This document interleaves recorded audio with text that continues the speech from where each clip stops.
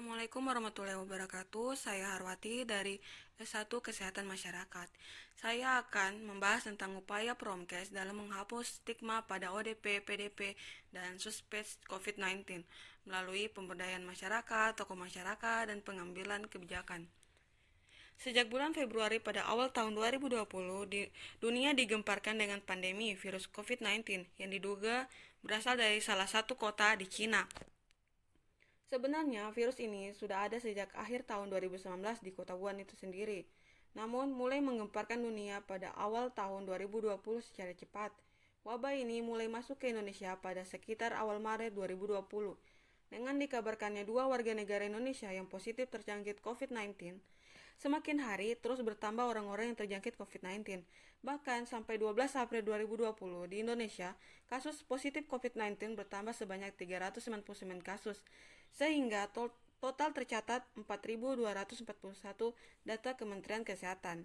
Meskipun belum ada yang mengetahui kapan berakhirnya pandemi tersebut, yang jelas bahwa wabah tersebut tentunya menimbulkan dampak di berbagai sektor kehidupan, baik dampak secara fisik seperti di ekonomi, sosial, politik, maupun dampak non-fisik atau kesalahpahaman masyarakat.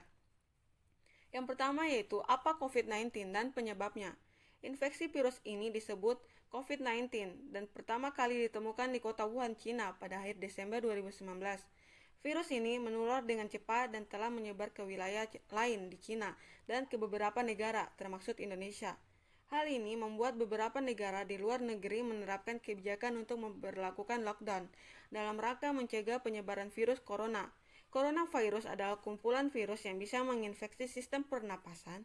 Pada banyak kasus, virus ini menyebabkan infeksi pernapasan ringan seperti flu, namun virus juga bisa menyebabkan infeksi pernapasan berat, seperti infeksi paru-paru, Middle-East Respiration Syndrome atau biasa kita dengar MERS, dan Severe Acute Respiration Syndrome atau SARS. Yang kedua, perkembangan pandemi COVID-19 di Indonesia.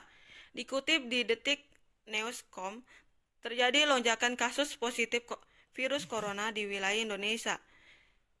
Sejak pertama kali diumumkan Presiden Jokowi 2 Maret lalu, kasus positif virus corona atau COVID-19 di Indonesia pertama kali terdeteksi pada 2 Maret 2020. Pertama kali diumumkan oleh Presiden Jokowi Widodo. Sejak hari itu, jumlah kasus positif corona semakin bertambah dari hari ke hari. Ada pasien yang meninggal dunia, banyak juga yang dinyatakan negatif dan akhirnya sembuh, dikutip dari Merdeka.com. Kasus positif corona di Indonesia pertama kali disampaikan Presiden Jokowi di Istana Presiden. Presiden Joko Widodo mengumumkan 2 orang di Indonesia positif terjangkit virus corona. 2 WNI itu tersebut sempat kontak dengan warga negara Jepang yang datang ke Indonesia. Yang ketiga yaitu fenomena stigma COVID-19. Stigma adalah tindakan memberikan label sosial yang bertujuan untuk memisahkan atau mendiskreditkan seseorang atau sekelompok orang dengan cap atau pandangan yang buruk. Stigma dapat memberikan tindakan dan sikap diskriminasi, yaitu tindakan tidak mengakui atau tindakan tidak mengupayakan pemenuhan hak-hak dasar individu atau kelompok, sebagaimana selayaknya sebagai manusia yang bermanfaat. Stigma dan diskriminasi terjadi disebabkan karena mereka dianggap musuh, penyakit elemen masyarakat yang memalukan, atau mereka yang tidak taat terhadap norma masyarakat dan agama yang berlaku.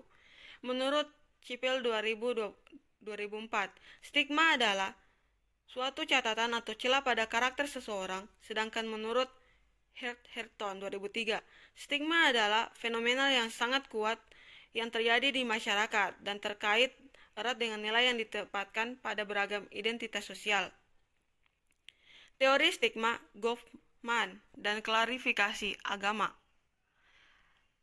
Stigma ada apabila terdiri dari 4 komponen. Yang pertama yaitu membedakan individu dan melabelkan manusia berbeda-beda. Yang kedua, keyakinan terhadap budaya yang berlaku mengikat mereka dengan atribut label yang merugikan. Yang ketiga yaitu pelabelan individu sebagai kelompok yang berbeda untuk membedakan antara kami dan mereka. Yang keempat yaitu pelabelan individu sebagai kehilangan status dan diskriminasi yang menunjukkan ketidaksetaraan. Stigma AIDS lebih jauh dapat dibagi menjadi 3 kategori, diantaranya yaitu sebagai stigma instrumental AIDS yang refleksi ketakutan dan keprihatinan atas hal-hal yang berhubungan dengan penyakit menular.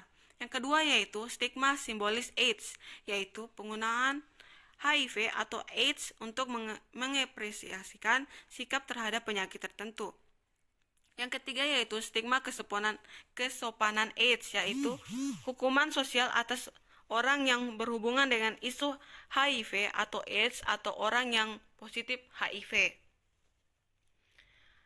Dampak akibat stigma COVID-19. Organisasi Kesehatan Dunia atau WHO menyerukan agar masyarakat berhati-hati terhadap setiap istilah yang beredar seperti istilah virus Wuhan, virus Cina, virus Asia, atau istilah lain yang menunjukkan identitas tertentu. Istilah-istilah tersebut bisa menimbulkan arti dan stigma negatif terhadap orang-orang tertentu.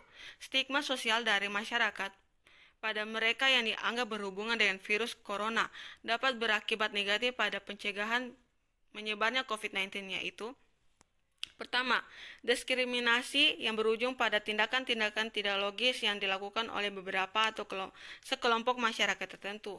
Yang kedua, membuat mereka menyembunyikan keluhan, gejala, maupun status kesehatan untuk menghindari diskriminasi. Yang ketiga yaitu menjadi takut untuk memeriksa diri ke fasilitas kesehatan. Yang keempat yaitu membuat pasien menjadi menarik diri dari lingkungan sosial, kurangnya motivasi dan tidak percaya diri untuk sembuh. Yang kelima yaitu merasa patah semangat untuk tetap mengikuti anjuran hidup sehat. Yang keenam, orang yang terinfeksi COVID-19 namun tidak mengisolasi diri, terlepas dari sadar atau tidaknya, orang tersebut akan membuat penyebaran virus ini semakin tak terkendali. Yang ketujuh yaitu menyebabkan seseorang atau sekelompok merasa tertekan atas pandangan terhadap dirinya, fatalnya bila berakhir dengan depresi. Solusi stigmatisasi COVID-19. Yang pertama yaitu hindari mengaitkan daerah tertentu dengan virus corona. Hindari menggunakan istilah korban corona, dicurigai terkena corona, suspek corona. Gunakan bahasa yang lebih halus seperti orang-orang yang mungkin atau diduga memiliki COVID-19.